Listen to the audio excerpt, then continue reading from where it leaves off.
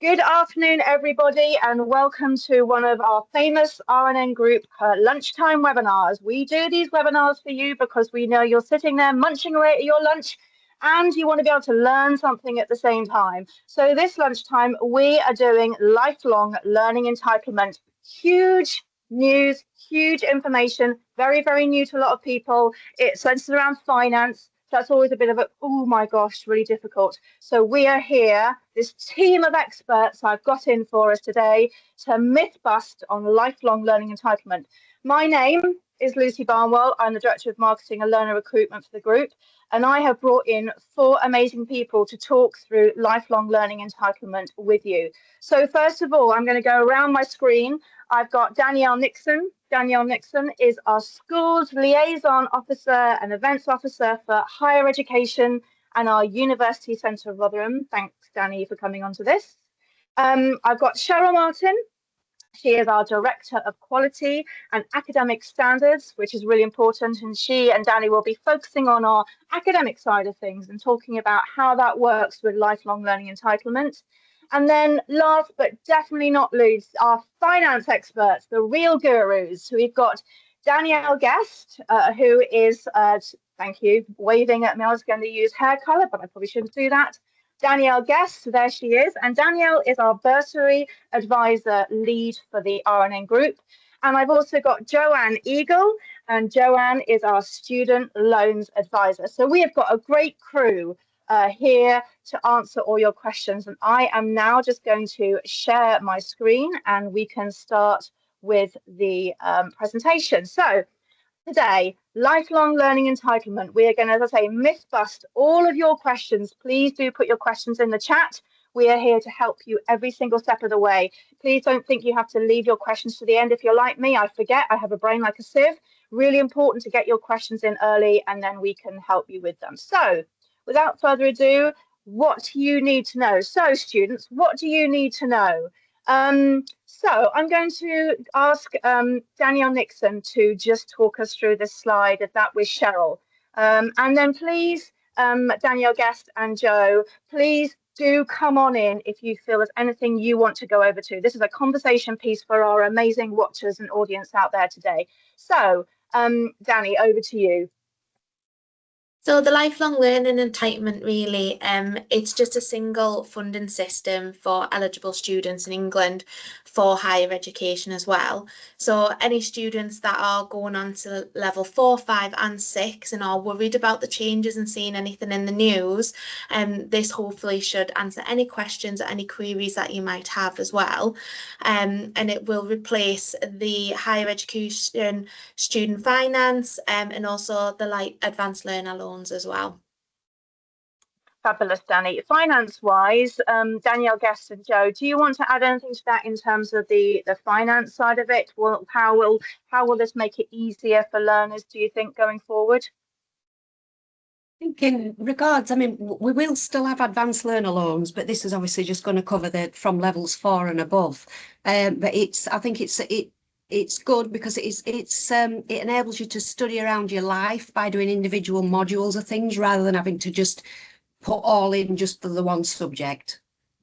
Fabulous. Can I, yes, I'm going to jump to Cheryl in a minute. That's really important, everyone out there. The government is moving to modular courses because we all know that you've got lots of things going on in your lives. You're busy people out there. So modular learning is the way ahead so you can actually work your learning around your life. Cheryl. I think what is important to understand as well about this lifelong learning entitlement is that it actually only applies to the fees element of the student funding. And so for students who might be worried about entering higher education going forwards, the maintenance loan that you get to help cover the cost of living, your expenses whilst you're studying a degree is actually separate to this lifelong learning entitlement. And I don't want future students to worry about the fact that they'll only get one pot of funding. They'll still get the maintenance, they'll still get help with their expenses and how they live. This is purely for the tuition element of their studies. And that is great because we have so many adults who come to us to do their learning.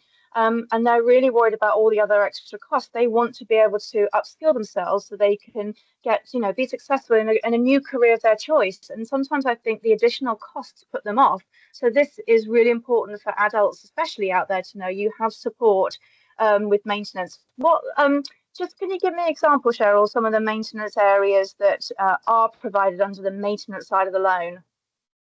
Okay, so the fees will get paid directly to the institution, and the maintenance loans will get paid directly to the student. And obviously that maintenance can go towards living expenses, it can go towards the purchasing of books and resources that you might need for that particular course. It can go towards childcare costs for adult learners who might have additional costs for putting their children into nurseries. And any other kind of everyday living expenses that a student might encounter whilst they are at university. See, this is brilliant, isn't it, to have these additional costs looked after as well. Danny? We do get a lot of questions for students when they are starting out in looking to courses and looking at the maintenance support that they're offered as well, and the amount of loan support available does depend on a few factors as well. So it includes characteristics of where they live, is that in London or outside of London as well, what they're studying and how, and also their household income as well, and that support is eligible for both full and part-time students. So there is advice out there on government websites that you can look at. So don't think that you're not eligible. Always have a look and see what you are on student finance calculators before you apply, and that may support your application. And your questioning is university or higher education right for me? Brilliant, Danny. And at the end of this webinar, we have a list of links to various key sites that you can find more information on. We are giving you a bit of a key highlight from a university perspective, from a bursary perspective. So we hope this will help you from just showing it from our side. And we're all new to too. Can I just let you know that we've been doing lots of research to try and make this as really concise for you guys out there as possible. And it's really important that you know that there will be contact details that we can share if you feel like there are some areas within this presentation you want more information on that we haven't done that for you. So we will give you those contact details towards the end of this presentation too. So just as a reminder, this is available from 2027 for new starts. Can I just confirm, everyone on this, is that for people who start in September 2026, or is it for people who start their course in January 2027? Could you just remind our viewers out there? Yeah, so it's sorry. I'm so sorry.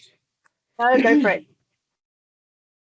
So it is for anybody that's starting the course in January 2027. You can apply from September this year, but the majority of courses will be starting from next September. Fabulous. That's really, really helpful, Jo. Thank you very much. Right, next slide then. So how students may benefit. We may have done a little bit of talking about this because we're so excited about the benefits for you on this. This is really, really crucial for you to know that all we care about is that students will benefit so much more from this new initiative that's been brought in. So first of all, I mentioned this myself. This is really crucial. Finally, the government is waking up to the fact that we have lots going on in our lives. And it's really important that we are continually learning. We believe here at the RNN Group that you're never too old to learn. And in fact, last year we had a 79-year-old completing his GCSE maths. That's why we think it is never too old to learn.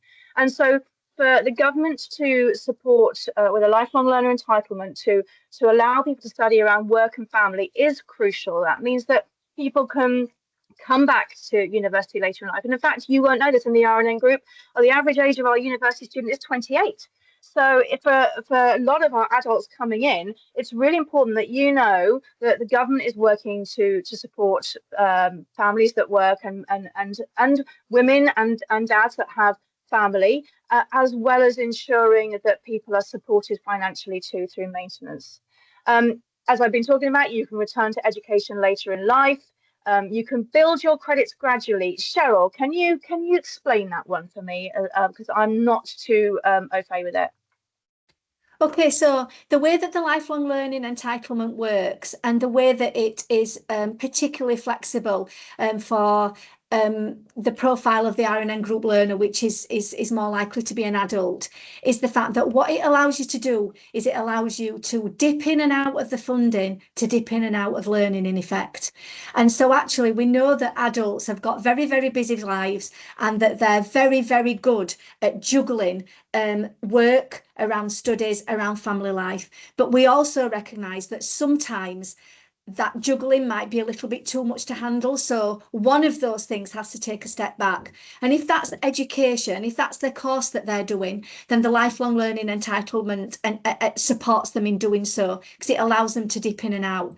And so what we've done as an institution is we have looked at the modular and flexible degree level or higher level courses that allows more flexibility and allows that dipping in and dipping out. So a lot of our courses are HNCs and HNDs that allow you to enrol onto 1 year, and after a year you still get the qualification. And some of our other courses are foundation degrees, which is year 1 and year 2 of a degree programs, rather than just a 3-year program, which is what the traditional university or higher level study courses are. So basically, you can enrol on to an HNC, which is 1 year, level 4, the first year, equivalent to the first year of a degree. You can access the first year of your tuition loan of the lifelong learning entitlement. And then what you can do is, once you've achieved that HNC or that level 4 qualification and received that 1 year's funding, you can dip out, you can take a break for 2-3 years if you want to, and then you can access the HND, which is the level 5, and your next set of lifelong learning entitlement. So that's how it works in practice. And like I said, what we've done at the RNN group is we've really, really carefully planned our higher level provision from level 4 upwards to enable it to be as flexible as possible, so that it absolutely links in with this new lifelong learning entitlement. You could actually say, Lucy, that we were in front of the government with regards to this, because we planned our curriculum to be flexible and agile, and at long last the funding is catching up with that. I totally agree, Cheryl. I think it's been incredible what the group's done in terms of these modular courses, and bringing the HN Flex on top of the HNC and the HND and the HTQs is incredible. I'm going to go to Danny at this point, who is nodding her head and smiling. Danny. Just to obviously go across from what you're saying from the HM Flex, this offers another level of flexibility of learning and putting learning at the centre of your life as well, because we all know how hard it is to balance work commitments, family and education at the same time. So the standard entitlement equivalent for tuition fees is looking at credits. So each course, whether that be an undergraduate degree, a HNC, a HND, all. Oh, I think we may have lost Danny. She may be coming back in very, very shortly. Having technological issues over at the UCR. Apologies for the connection. That's all right. Yes, go for it. But yeah, so as Cheryl was saying, you can go and say join on to a higher technical qualification and then go on and transfer into say the higher national diploma and use them credits. So you're not really thinking I have to do a fulfillment of a 3-year undergraduate course. It's really flexible of you. As long as you're using your credit entitlement, you can design your education to however you want and whatever fits your pathway and also your family life. And this is someone talking, you won't know that out there. Danny's doing that. So Danny is working at the group and she's also studying as well. So it's proving that going forward, the education system in this country is moving around work and family life, which is incredible. Cheryl, do you want to come back on in? Yeah, I just wanted, it's important that prospective students know, especially because the profile of a lot of our learners is that adult learner with an average age of 28, is that actually if they have previously received some funding for tuition fees, this is actually taken off the new lifelong learning entitlement. It's not in addition to it. And so if you've already accessed some tuition fee support, then that would be taken off the lifelong learning entitlement. If you are a new entrant into higher level study and you've not received any support or tuition fees or maintenance loans before, then obviously this would be the beginning of your lifelong learning entitlement journey. Thank you, Cheryl. Joe and Danielle, did you want to come in there as well? Were you going to say that? Yeah, I would, but also you can log on to your Student Finance England account and check how much entitlement you actually have left as well. You know, if you have studied previously and you're not sure if you are still entitled to something. So that's the good thing about this, is the flexibility that you could have done it 20 years ago and now you're wanting a career change, and you could go on and say, oh, well, actually, I have got enough credits left, so I can go on to do what I want to do now. Amazing. And just so everyone is aware, how much money does the government offer? Is there a cap or a top level amount so people are aware of this? Yes, so basically the maximum amount is 39,160. That equates to 4 years at 480 credits. That's amazing. So in effect, you could literally do a 3-year degree and an MA, for instance, within that sort of funding support. Is that correct? No, not 100%. Masters funding is different at the moment. So what that would do, Lucy, is for somebody who would want to do a 3-year traditional degree and then in a subject such as health and social care or art and design or engineering. And then the 4th year would entitle them to funding, say, for example, for if they wanted to go into teaching to do a PGC or something like that. That's the 4 year. So it's 39,160, which is equivalent to that 4-year study. But masters, they are still funded study at masters or level 7 and above is funded very differently. Okay, that's really good that everyone is aware about that. Thank you. And I have learned something today. Every day is a school day in my job. I love it. Danielle Nixon, did you want to come in at that point, or were you just going to confirm what Cheryl has said? No, just to confirm what Cheryl has said, the way that the postgraduate tuition is paid is very, very different. That goes to the student to pay directly to the institution. I did want to say that there is additional entitlement for special periods for any courses, say that I've got study abroad, sandwich placements and things like that, or a foundation year. But obviously there are links and like people available for you to come to if you've got any kind of questions or queries in regards to any additional factors relating to your course as well. Fabulous, thanks, Danny.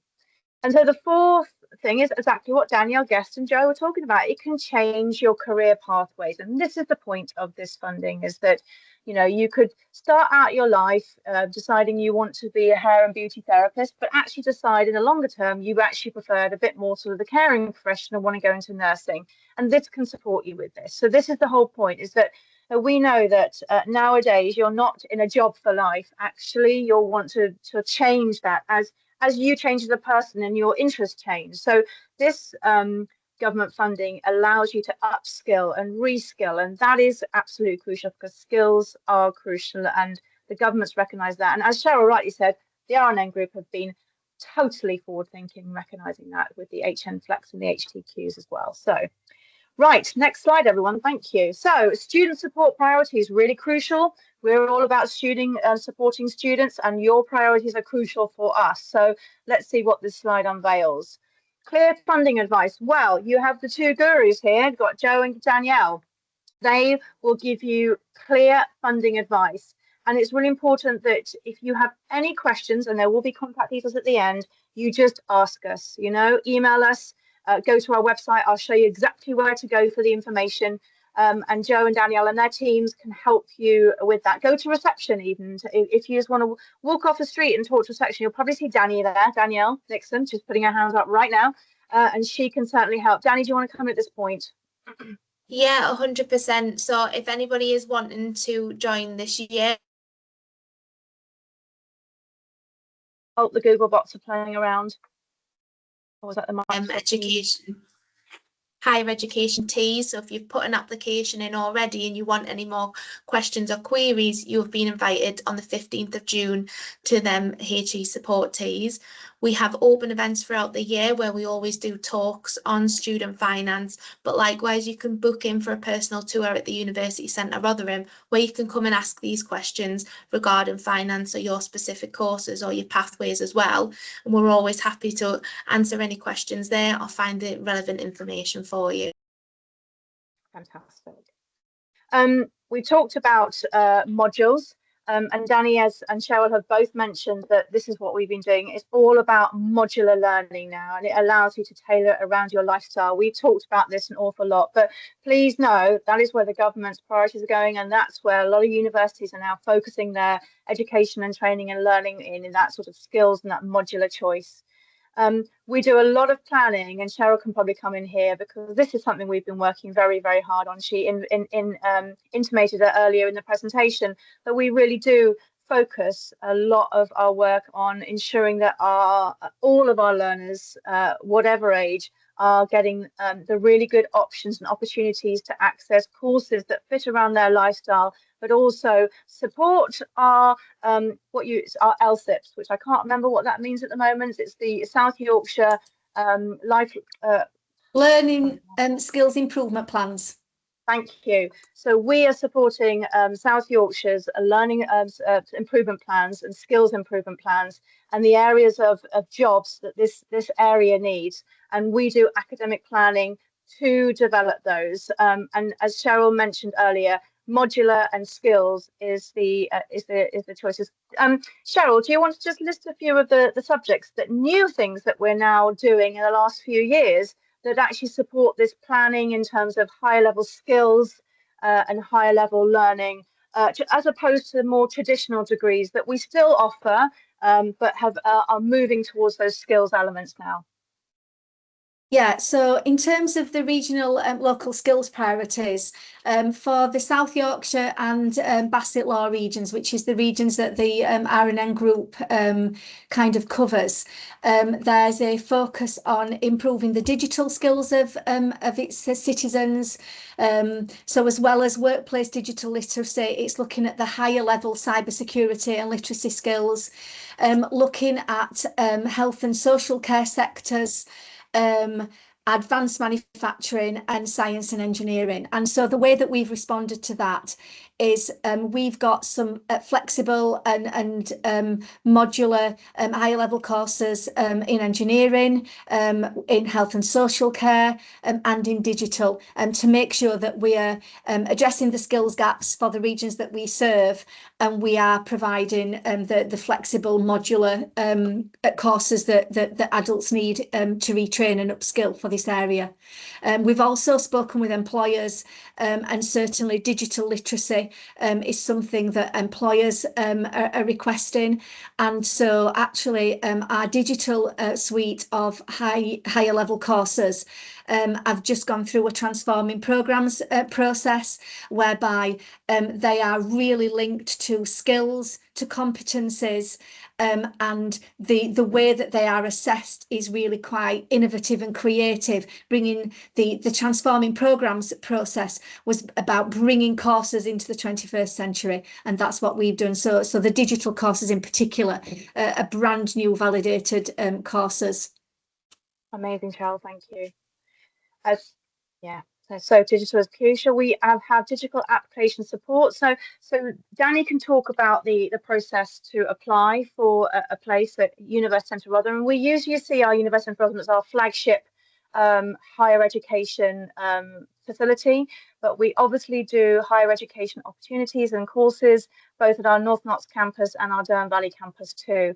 But do just quickly go through the digital application support that we can offer, Danny, for anyone considering any one of our programs across the group. There's so many different ways in which you can apply for courses. You can visit our website, find the course details on there, and also put a digital application in where it will ask you for your details, the course that you're interested in, and you can apply directly to us for free as well. You can go through UCAS, which is our University and Colleges Admission Service, and that is nationally, so you can search us on there and find our application process on there. You can also come in and have a chat with us as well if you have got any issues, and I will talk through the application process with you. But it is simply putting down your details, your past experience or past certificates that you've got, and a personal statement in there as well, which isn't something too scary. Don't worry, it's just talking about your previous experience, why you want to do that course. Really shout about yourself and show us what you want, because you are a valuable student and we do want you with us. And then it's coming in for an interview, and that interview again is nothing scary. You come in and you speak to the tutors and we have a chat with you very informally, just to talk about your next steps and your pathway. And in there we offer some advice and guidance on your trajectory within education as well, and what the best pathway and course is for you as well, because it might not necessarily need to be an undergraduate full course. It could be a higher technical qualification, or we could make sure that you're on the right path for yourself for your end goal. So what does that look like or jobs as well? Thanks, Danny. That's fabulous. So common student concerns, I will probably direct some of these to each individual guru on this panel at the moment. So first of all, am I eligible? So lifelong learning entitlement. I'm going to go to Danielle, Guest, and Joe, equal to answer that. Am I eligible? How do people know if they're eligible, both of you? So you're eligible if, obviously, if you've got funds remaining in your pot. If you're a new student, by all means, you're eligible. If you've already had previous loans before, it doesn't necessarily mean you're not. It's just how much funding you've got that remains. So yeah, if you're eligible, as long as you can apply up to the age of 60. If you're over 60, then you can still get help with a maintenance loan to fund tuition fees. But yeah, majority of people are eligible. I did ask a question as well when this was first announced. We went to a conference about what happens if you've already paid off your student loan, and would that reset? But they couldn't give us a definitive answer on that. So that is something that we are constantly chasing to find out if it goes back into your £39,000 allowance, because if you have already paid some of it off, can you then claim more again? That's a really good question. Cheryl, do you want to jump in here?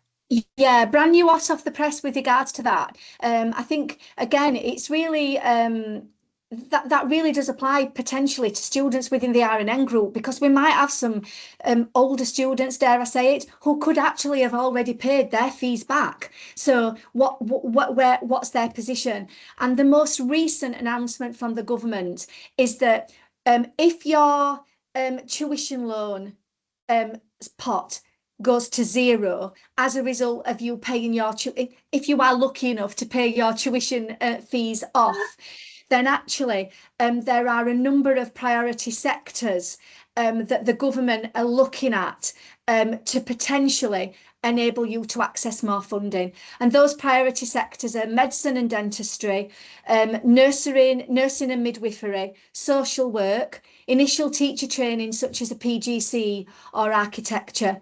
And those are the areas where the government has kind of given a priority extension to, so that if your pot goes to zero, you will be able to access some more funding. Fabulous. So in terms of the R&N group then, Lucy, what that really applies to is the nursing and midwifery, because we do have courses in that area, and also the initial teacher training, the PGC. We offer courses in both those two areas. Brilliant, excellent. Okay, Tanta, that's really helpful. I think that's a really good question, Danielle. Thank you for that, and thank you for that answer as an interim. Hopefully that will grow, that more and more people who go to North can actually get that funding, and that expands. Danny? So a lot of questions that I get are in regards to residency rules as well. So to be eligible for the LLE support, you need to meet the regulatory residency rules on a specific date. And coming from data that I was given from Student Finance at a conference recently, they said that that will be the first day of the first year of the course start date. So that would be the relevant day in there as well. And they'd have to obviously being assessed for the eligible LLE support for that to have a little look around. So they'd have to look at their residency rules to come through, which we get a lot of students that ask for that as well. And once a student has been assessed and they are eligible for LLE support to undertake the course that they choose, they will retain their eligible status in relation to the course for that period of eligibility as well. So while you're on your course and you have your eligibility set there as well. Okay, that's really, really helpful, Danny. Thank you so much.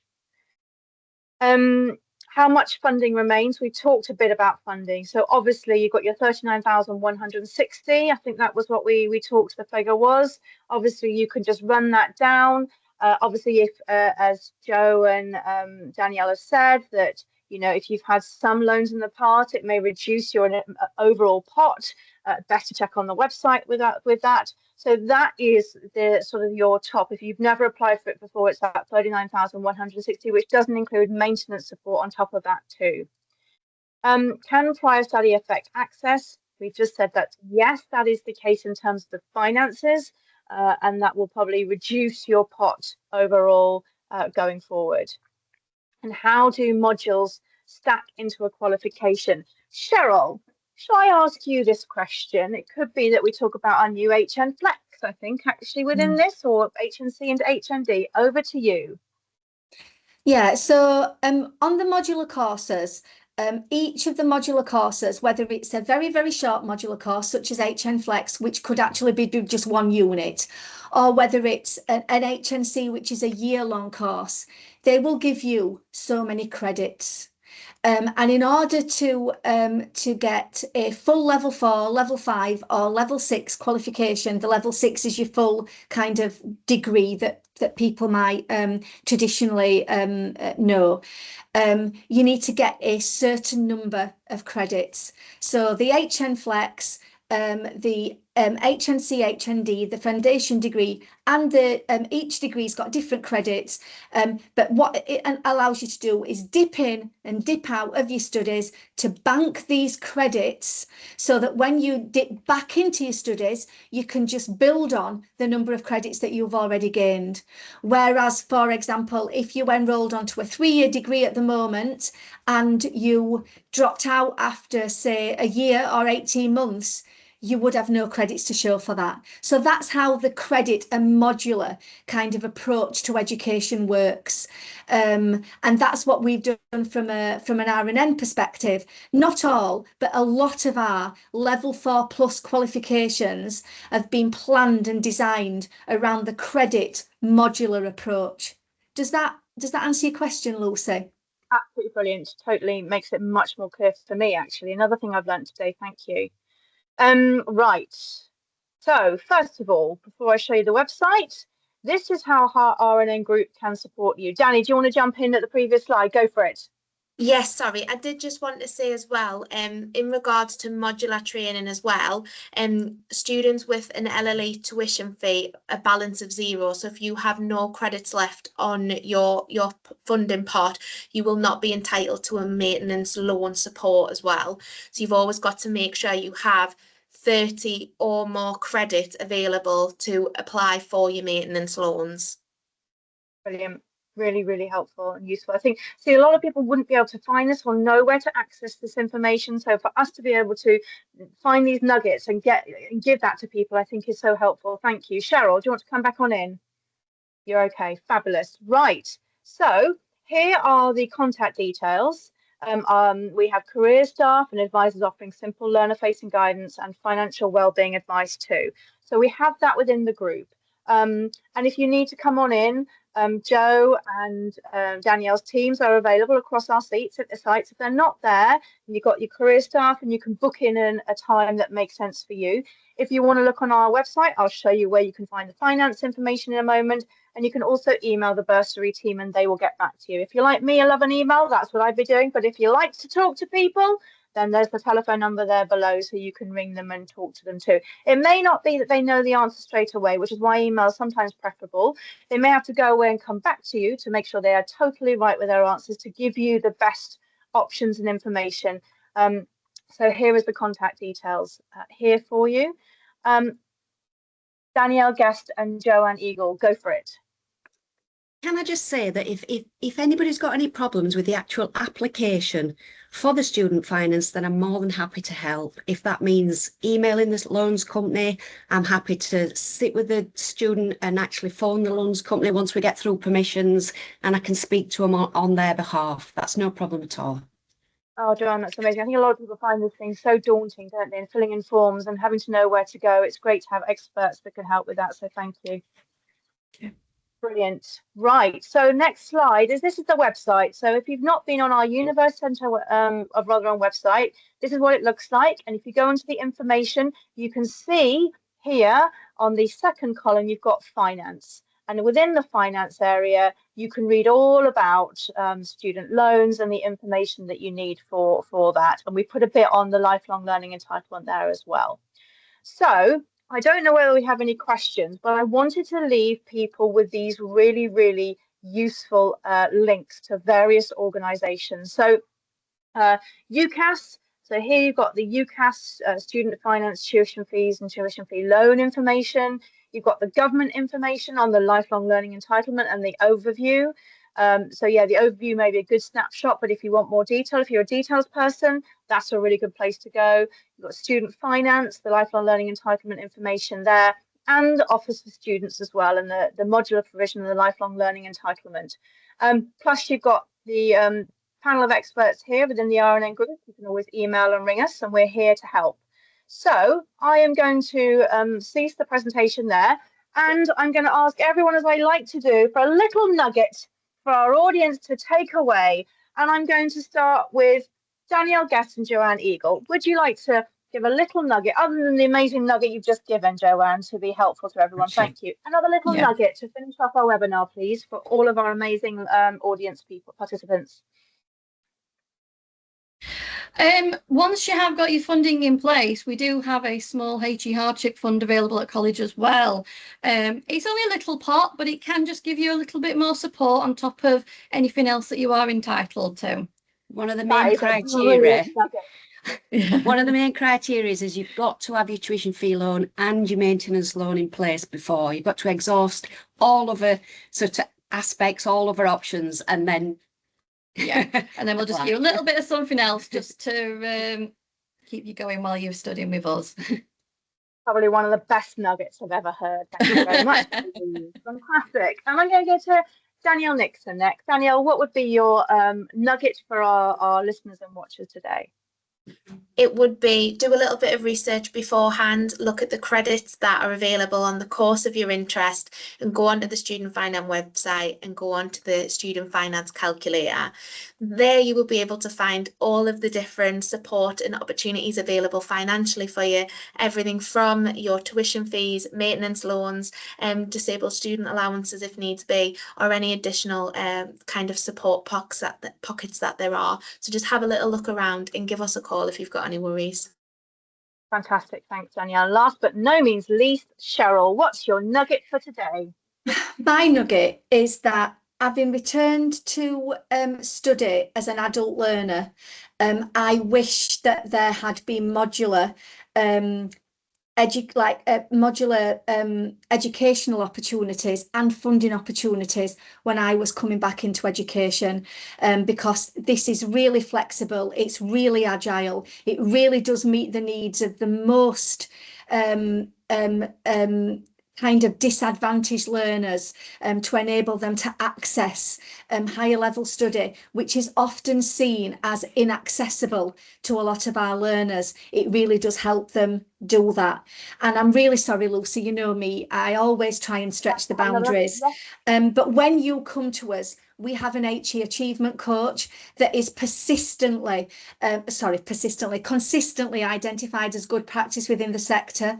And we've talked a lot about financial support. We've talked a lot about signposting to people for pastoral support and help with regards to completing their applications. But actually, when you come to us and you do enrol onto those programmes, we offer a very, very high level of high quality academic support as well for students who might be worried about that jump to level 4, or an adult student who might have been out of education for a while. And so we offer support with that as well. And I know we've got webinars that cover that, but I just wanted to remind our future students that we have got that academic support on offer, as well as the financial and pastoral support. Brilliant. Good nuggets there. Thank you very much, Cheryl. So we've got you covered here at the RNN Group, everyone. We've got you covered with your finance. We've got you covered with your admissions. We've got you covered with your modular learning. We have you covered. That's what we are here to do, to support you. So we hope this webinar has been a really big help. Obviously, you've got the links in the previous slide that you can rewind this webinar if you're looking at it later, that you can have a look at and pause it so you can have a little look at them. But you know, you've got the contact details too. But just a huge thanks to the amazing expert of panels and gurus here today, helping us with this very, very difficult and very, very daunting subject. I'm aware of that. So thank you to Danielle Nixon.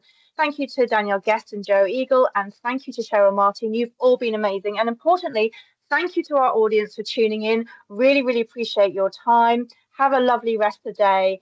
And you know we're here to help you with all things higher education. So thank you again and bye-bye. Thank you all. Bye-bye.